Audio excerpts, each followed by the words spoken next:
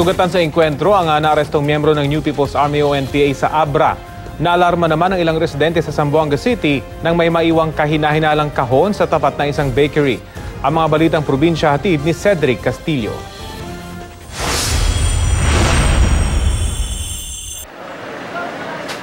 Nabalot ng tensyon ang lugar malapit sa isang police station sa Zamboanga City dahil sa nakitang kahina-hinalang kahon na ito na iniwan sa labas ng isang bakery.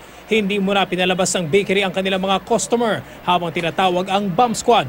Pagdating ng bomb squad, maingat na binuksan ang kahon pero hindi bomba kundi mga gatas at ilang paninda pala ang laman nito. Isang babae ang lumapit sa bomb squad at nagpakilalang may-ari ng kahon. Paliwanag niya, naiwan ng kanyang anak ang kahon dahil late na sa klase. Sa Lamitan, Basilan, arestado ang isang hinihinalang miyembro ng Abu Sayyaf Group sa operasyon ng militar. Kinilala ang naarestong bandido na si Ismael Gampal. Nakuha mula kay Gampal ang isang M16 rifle, uniforme at military backpack.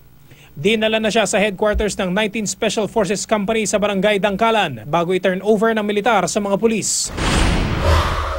Nagpapagaling sa ospital sa bayan ng Bolinay sa Abra ang naarestong 25 anyos na babaeng miyembro umano ng New People's Army.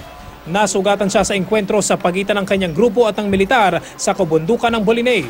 Nagtamo siya ng tama ng bala ng baril sa hita at tuhod. Ilang armas, bala at mga dokumento ang nakuha sa kanya ng militar. Cedric Castillo, GMA News.